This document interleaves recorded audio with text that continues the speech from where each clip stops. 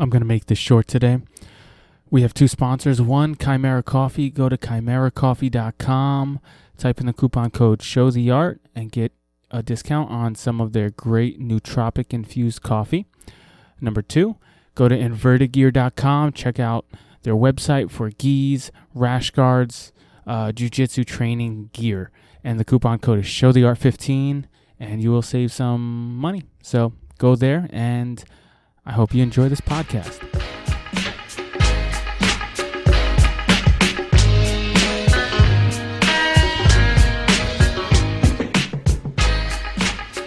All right, guys. Welcome to the Show the Art podcast. I am your host, Abraham Awad. Today's episode is a special one. I'm going to start doing more like this, and this is the Show the Art podcast fighter profile / style breakdown episode. Today, I'm going to highlight the pro MMA fighter, ex-champion, TJ Dillashaw. TJ Dillashaw fights in the UFC. He used to be the bantamweight champion and has evolved as a martial artist over the last couple of years. He's turned into one of the greatest martial artists of our time right now, as far as stand-up martial arts is concerned. He's a kickboxer. He trains under Dwayne Bang Ludwig out of, where are they? Denver, Colorado. And I just wanted to talk about his style and break it down to some people who don't really know, who haven't really studied him, because there's more than meets the eye with TJ Dillashaw. He's a highly offensive fighter, but there's more than just punches, kicks, and combinations with him. There's movement. There's angles. There's setups. There's counters. There's aggressive style. There's laid back style. There's changing of tempos.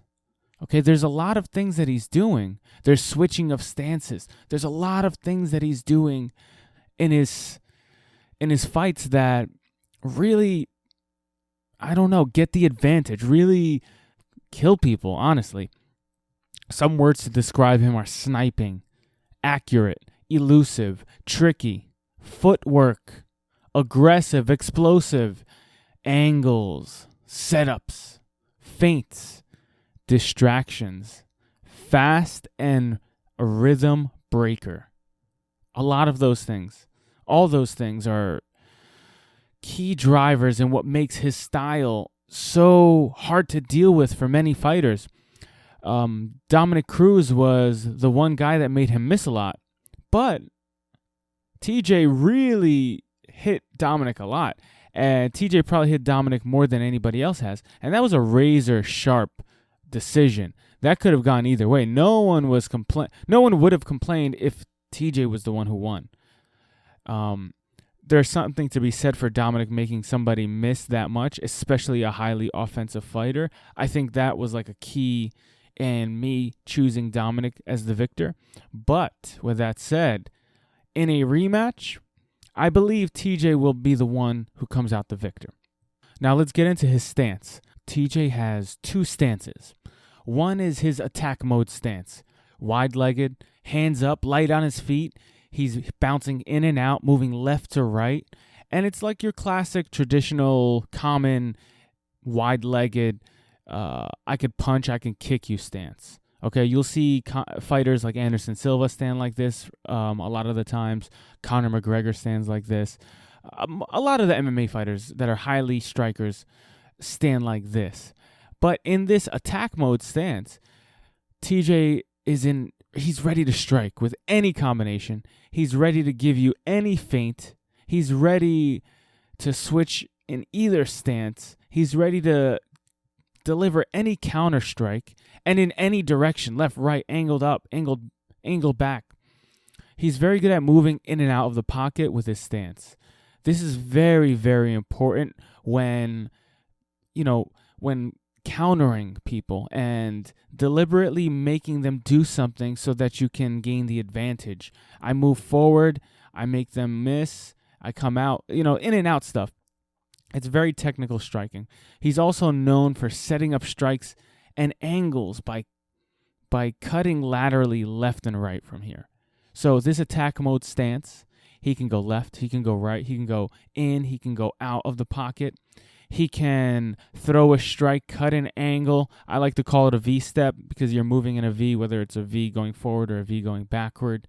And with that, he can, like I said, he can go in any direction in this attack mode stance while being in the position to attack and defend. Okay, in the attack mode stance, he can always throw a strike. That's key. That's very important. His other stance is what I call his spring stance. This spring stance, he doesn't do it the whole fight. He's mainly in attack mode stance, but in the spring stance, he kind of lays back. Okay, this is what I was talking about tempo changing. He changes the tempo. He goes from highly offensive to lay back, hang on, wait for the opponent to come to him, and he's in his spring stance. A lot of times he's got his lead hand down, and he's got his rear hand kind of up, and his head tilted forward, and like I said, he's ready to spring into action. His legs are close, lead hand down, chin down. In this stance, TJ is ready to explode in any direction, and that's the key. Having his legs closer together allows him to spring into any direction necessary depending on the movement, depending on what the movement calls for. So when his legs are closer, it'll take him just as much time to spring into orthodox as it is southpaw stance. Okay? What that means is he can either jump into a stance with his left foot forward or his right foot forward. That's very important because if my left foot is forward, my power hand is in the back, and if my opponent is standing in a certain position, that power hand is something he needs to look at, so his defenses might lead into, he'd read my offense. It's hard to explain, guys, but he'd read my offense. My power hand's in the back. I got to watch that power hand, so I'm going to put that hand up. So basically, by making the opponent guess which hand is going to be in the front and which hand is going to be in the back, it alters the opponent's defenses, and it makes them decide very quickly. And this gives TJ a chance to defeat them because TJ knows what stance he's going to be in. He has an idea of what stance he wants to spring into action because he wants to employ a certain offensive scheme. Now, from that spring stance, you don't know if he's going to explode into his orthodox or his southpaw.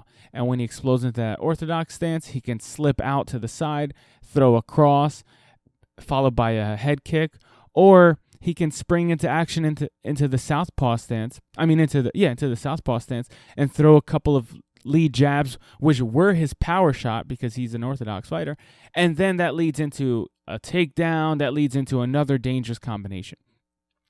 Also, what I like about his spring stance and the fact that he can switch into either direction allows him to V-step out of the way and into an angle that he likes to attack from, very quickly. And it allows him to do either or with the same amount of time. That's very important to note because in his attack mode stance, he's in one stance. Usually it's his regular orthodox stance. So if he were to switch, it's going to take him more time to switch from one stance to the other in the attack mode stance, longer distance, his feet are apart, than in the spring stance. It's very important to note because he's laying back. He's fully loaded. It's like pulling a rubber band all the way back and then holding it. That spring stance, you're holding that rubber band back. It's ready to explode. The attack mode stance is kind of like, he's ready. It's just a different style. One seems like he's going to be defensive and you're unsure, which is the spring stance. And the other is like, he's going to attack me. He's going to attack me. He's going to attack me. Very important to note two stances.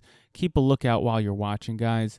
And take note because it's very, very interesting to watch. And if you can, when you're sparring, obviously watch TJ and then try to implement this yourself and see what kind of reactions your sparring partner gives you, and that's where you develop the techniques. Next thing I want to talk about are TJ's schemes. the schemes that he employs. What schemes do you ask? Just things that he's developed over time, kind of like mini sequences, mini stories, many, whatever you want to call it, these schemes that he employs. Most fighters aren't just fighting off reaction, right?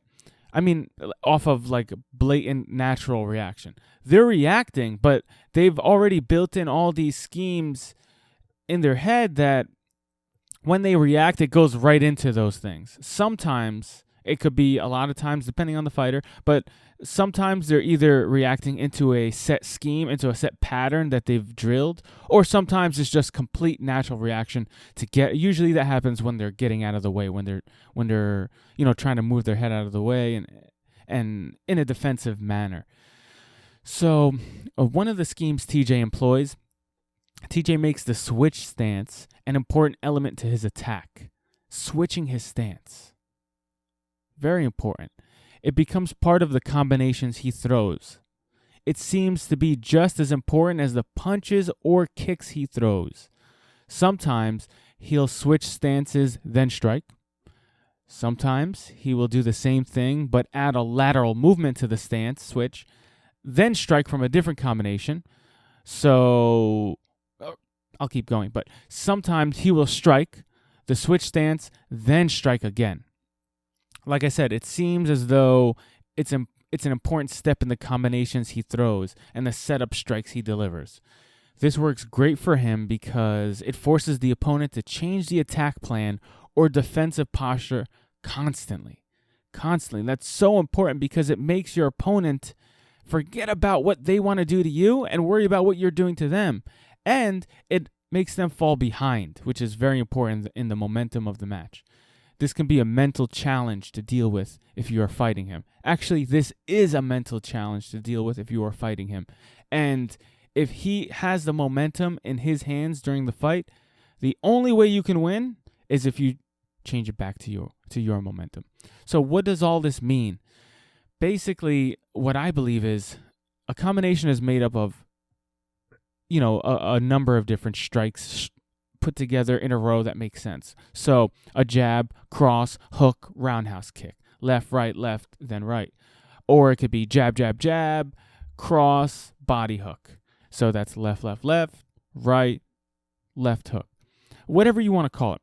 What I believe is that TJ makes the switch stance, him switching his stances, just as important as a punch and implements it in his combinations as if it were that important. So it might be, instead of the combination being jab, jab, jab, cross hook, it would be switch stance, jab, jab, jab, cross hook, switch stance. So he's making it part of his combination. A lot of times he uses this to string things together, like more punches, more combinations. And like I was saying, he might make the switch stance in the beginning of the combination. So switch stance, jab, cross, hook. Or it might be jab, cross, switch stance, hook. Or he'll do it at the end, jab, cross, hook, switch stance. The switch stance could be in the middle, at the end, or in the beginning. And then that switch stance kind of, again, if I'm throwing a combination with my left hand forward, and you're standing in the same position, right? You're standing in an orthodox stance. You're worrying about this right hand. You're worrying about that lead hook, and you're worrying about my rear roundhouse kick. All power shots. So in the middle of me throwing a combination at you, you're probably covering up or backing up. When I switch my stance in the middle and you don't pick up on it, now the thing that you were worried about, that you were not worried about before, my left hand, my lead hand, is now becomes my power hand. So you might have your guard still down for that left hand, but now it comes with much more devastating effects, if that makes sense. So keep that in mind. The switch stance, very important element of his combinations, his setups, everything. It goes off. He adds it in. It's beautiful. It's beautiful to watch. Another scheme is TJ is excellent at overwhelming you with multi-jabs, getting you to react with a punch, kick, fake, and then he retreats just outside the pocket, out of harm's way. Very important. Making the opponent miss, and then popping back in from a different angle. And when he comes back in, it's either with a power shot or another overwhelming combination. What does this mean? This means TJ will smother you with a couple of jabs and then read what happens. And if you're the type of person that after a couple of smothered jabs, you just throw a hook or a cross or a strike to get TJ to stop punching you instead of just maintaining a defense and allowing him to overwhelm you, you throw a strike. So what TJ will do when he reads this is he'll smother you with a couple of jabs, multi-jabs, then he'll back off knowing that you're going to strike him. That makes you miss. Then he pops right back into the pocket with another combination or a power shot. And sometimes he pops back in, not in the pocket, but off to the side, which is still kind of in the pocket. The pocket is usually like both me and you facing each other very close. But if I'm off to the side, I'm at that V angle. It's more of my pocket now, and you're not in the pocket anymore. You actually have to turn to face me, which again allows TJ to string along more combinations and land even more strikes. His ability to string this together multiple times without stopping is absolutely amazing. Hitting you with a short combo, pop, pop, pop, popping out to make you miss, popping back in from a different angle with another short combination, pop, pop, pop, then popping out again to make you miss, and so on and so on. So he could come in, hit you with 3 jabs, pop out, make you miss, cut an angle back in, throw uppercut, hook, pop back out because he knows you're going to hit him again, comes back in from a different angle, throws a cross and a spinning elbow or a cross and a high kick. Now you're all effed up. And it's just amazing to watch. He's doing so many different things. You really need to do something drastic, you really need to take him out of his realm by either smothering him before he gets a chance to gain momentum, whether it be up against the fence or just reckless abandonment, throwing wild Vanderlei Silva, Pride Days hooks, or forcing him into a grappling situation that he does not know how to deal with, or you're much better than him at that. Granted, TJ's grappling is very good, but if you're that much better than him and you are putting him on his back and you're keeping him there, of course that is taking him out of striking range, and it eliminates his whole game, of course. Now, another scheme TJ does is TJ controls the ring well with his movement. Okay, he's cutting things off. He's cutting opponents off constantly. You move left, he's moving right. You move back, he's moving forward. You move forward, he's moving back or to the left. Like, he's always cutting you off so you never feel like you have a way out. So it's kind of hard sometimes to regather yourself. When every time you're trying to get out of like make some separation, he's cutting it off and keeping you at a certain distance. That can mess with your head. But he also mixes up the tempo by stopping, getting into his spring stance like I talked about, and drawing the opponent in. So this is great because even though the opponent is now finally getting to move forward in an aggressive manner because he's stopped, he's in his spring stance, it is still on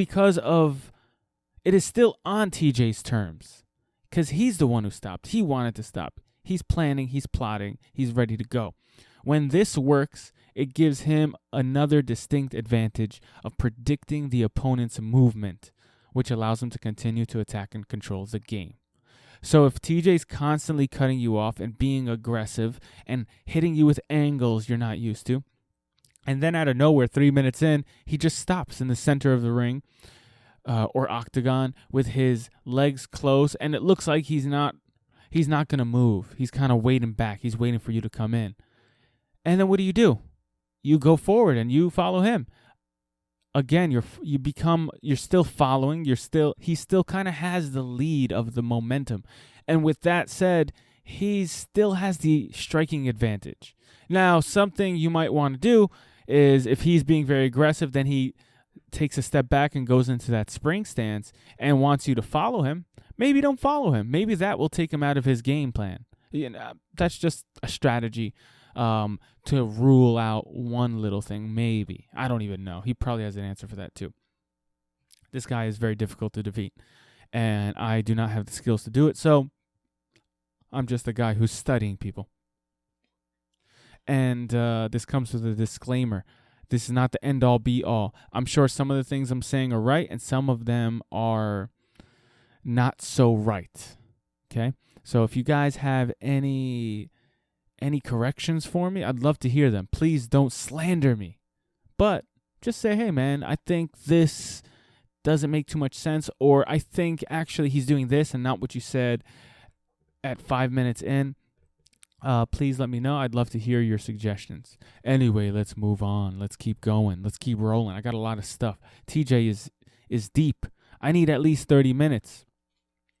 So another scheme that TJ employs is TJ's very good at following up a power strike with short tapping strikes. So he's very good at hitting you with something hard, a hard cross, a high head kick, a power overhand right or a hook. And then once he lands that, he hits you with a couple of short strikes. I call them tapping strikes, like where you're throwing multiple jabs and you're not bringing your hand all the way back, or multiple cross, or anything, a couple things, those smothering strikes. So he'll hit you with a combination, 1, 2, 3, power high kick, and then put that lead foot down, and then hit you with a couple more strikes as he's cutting out. This is part of him flawlessly connecting all aspects and schemes of his game. Many times you can see him spring into a hard cross, at the same time switch his stance. Once that cross misses or lands, he is now in a switch stance, and then throws the same hand a few more times, which is now a jab, because the lead leg has switched because he switched stances, if you follow me. He does this off kicks too. It's an awesome strategy to stop a guy in his tracks after you nail him. In his tracks? What?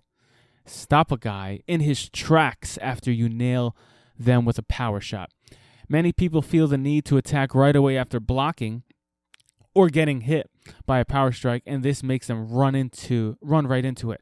Now, this is something I learned from training with my coach in the art of savate. Savate is a French kickboxing style, and in savate, they're very springy, they're very movement-oriented. You'll actually see a lot of characteristics that TJ does in a savate match. Not saying that there's a relationship, that there's a correlation. I don't know what his coach or he studies, but you never know. He might be inspired by them. Because Savate has been around way longer than TJ or his coach have been. But it's a very important strategy that you do see in Savate, where they throw, let's say, a jab, cross, hook, roundhouse kick. So left, right, left, and then a high kick, a power kick, because my right foot is in the back. So what Savate guys will do, they'll go left, right, left, throw that power kick. It might be to the legs, inside leg, outside leg, or to the head. And then they'll put that foot down and throw a couple of more strikes with that same side, but short ones, like a jab. So they're standing in their regular stance. They'll throw a jab, cross, hook to set up that roundhouse kick, put that foot down in a switch stance now, and throw a couple of jabs. Pop, pop, pop. So now what happens is, after getting hit with that third or fourth strike, that final one, the power one, you feel they were setting up the others for that. A lot of people, they don't want to get overwhelmed. So one common thing is, after you feel that power strike, you deliver one right back. And that's a good strategy too, because when's a good time to hit somebody? Right after they've hit you, right? You don't give them a chance to fully get back to their defenses or get back to their movements, or you just hope that they're too slow to get back to those things. So right after you feel that power strike, boom, you deliver your own. Now, if the guy switches stances and throws a bunch of short jabs with the opposite hand now, you're going to run right into them, because you might have thought, okay, when he lands that kick, he's going to get back into a stance. I just have to slip out to the side and throw my shot and just get out of the way of his jab just in case. But if his jab's coming from another angle because of the switch stance, boom, it messes you up. Really good strategy. Savate, they do it. TJ Dillashaw does it. It's beautiful. This guy he's crazy. He's crazy with his techniques. So I hope you guys understand what I was trying to get at with that one. And I've seen it quite a few times in his fight with Dominic Cruz. Very important fight to watch because he throws out the whole kitchen sink in that fight. Everything, including the kitchen sink. Sorry, I have to say that phrase the right way. But he displays all of his magic he needs to try and hit the elusive Dominic Cruz, the highly defensive Dominic Cruz, in which I have to make my own another episode about him. That might take me 3 episodes because Dominic Cruz is amazing. He's amazing as well, and he just has too many layers to his game that I probably won't even understand. Moving on. TJ switches and punches at the same time, or switches then punches, or punches then switches. So that's another scheme he does. Or, that's part of one of the other ones I was saying, but it goes along with it. He's switching all the time. His stances, it's just a switch then a punch, or a punch then a switch, or vice versa. He's constantly switching his stances. And again, this sometimes resets usually resets the offensive strategy or defensive strategy of the opponent. And it might take like 0.3 seconds to reset your strategy. Like, okay, I just saw where he's standing now, and now I have to change what I'm doing. And that might take 0.3 seconds. But to some people, it might take 3 or 4 seconds. And in that long time, TJ has the advantage, especially if he follows up. Like I said, or I didn't say this yet, but it's important to say those things because, yeah, many people might not get screwed up when TJ switches stances, but you might as well try everything and do as much as possible to screw their brains up because something's going to land. It's like the age-old saying, we're going to throw a bunch of stuff on the wall and see what sticks. What if everything sticks? You're going to seamlessly defeat the opponent. What if most of it sticks? Again, you're going to beat the opponent. If none of it sticks, obviously you might lose. But the more you throw up, the more the chance of things sticking is. So TJ employs a lot of different things that it looks like are very, I don't want to say easy because he's developed them, but have become easy for him to do over practice. And a lot of it sticks, man. A lot of it sticks. Let's see, what else do I have? Another scheme that TJ employs is TJ is good at changing the tempo of his attacks. Tempo. I'm not a music artist or a music expert, but what I mean by tempo is, let's say the match is going, you hit me, I hit you. You hit me, I hit you. Or it's going really fast the whole time, and then it slows down. And then really fast, and it slows down. Then that kind of the same tempo. TJ is good at changing the tempo of his attacks. So what might that mean? That might mean jab, cross, hook, cross. That's one. Or jab, cross, hook, cross. Or jab, cross, hook, cross. Or jab, jab, cross, hook. Or jab, cross, hook, cross, jab, jab. Cross across, jab, jab, high kick, jab. You see what I'm saying? Like, he's good at changing the tempo with his striking, and that throws the rhythm of people off. And again, that kind of, what that does is when I start changing, when I do, because I'm TJ, when he starts changing tempos on people and firing off the same combination with a different tempo, you might feel like the combination's over because he gives you a different pause at the end. But so when you do that, you bring your hands back down from a defensive posture, and then the combination keeps going after that. He'll hit you. So that's why a tempo change is good. So sometimes he'll be hyper aggressive, coming forward in many angles while stringing away combos, and then right after he'll stop and wait for you so he can counter. So he'll like come at you, boom, throw a bunch of combos, hit that V-step, the angles, make you miss, throw this, throw that, and then completely stop. And then you're just kind of like, and then he'll hit you again a few more times because you hesitated. So he's forcing hesitations to happen. He's forcing people to drop their hands because they think a combination is over or the worst is over from a combination, and then hit them again. So he'll do that with movements. He'll do that with his strikes, his actual strikes, like the combinations.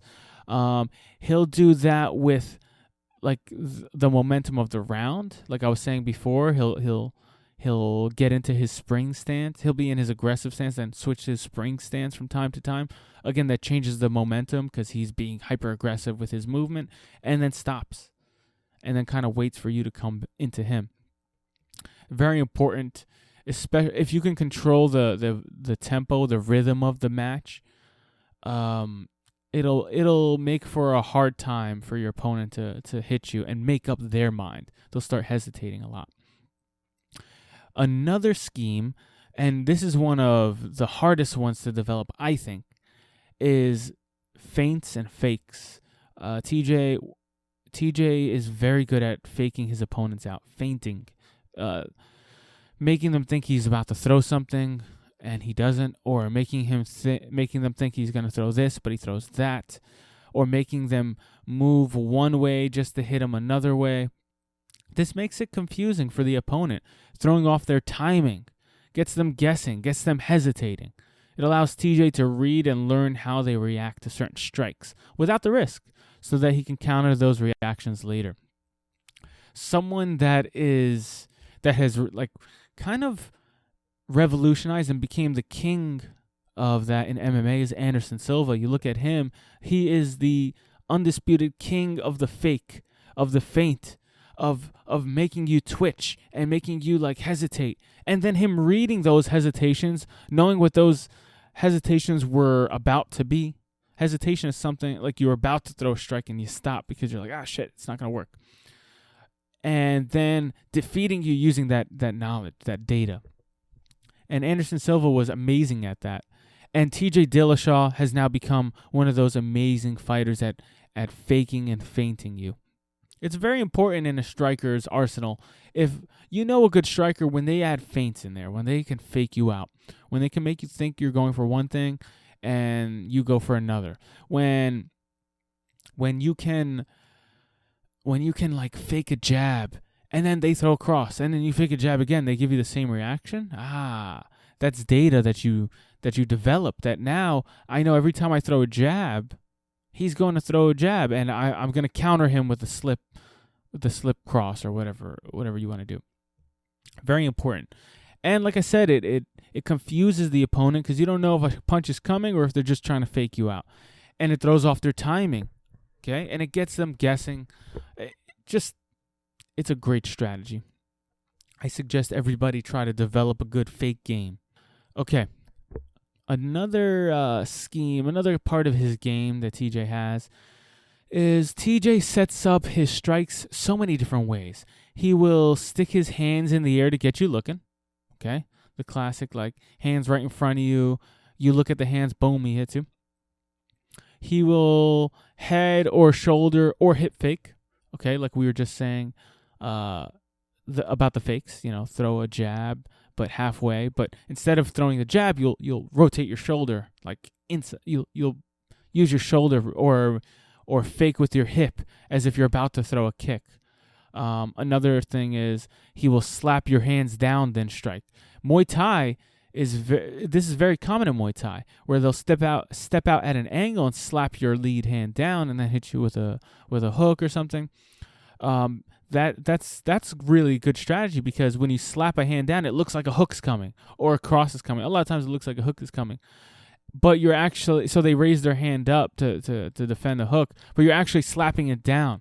So slapping a hand down can create openings to the head and to the body. Very, very, very important. Plus, you don't overextend your body because to slap their hand down or their glove down, you only have to reach, let's say, 3/4 of the way. Whereas if you're trying to hit them in the head, you have to reach 4/4 of the way. You get me? Another thing is to set up his strikes. He'll create openings by getting you to follow him left and right, stringing people along. I move left, you follow me. Okay, then I hit you with something that is very open when you move in that direction. Or I move right and you follow me. And again, that may open up something that will be very open when you follow me in that direction. Because I might be in a switch stance, I might be in an orthodox stance, and you might be in a southpaw stance. And we both have this. Both of our lead legs are like on the same side, more or less. If you're looking at us head to head, there's one side that's open for both of us. And if I'm circling out to the closed side, that high kick, those high body kicks, they're all openings. So he creates movements by stringing you along. He creates openings by stringing you along. Another very important thing he does.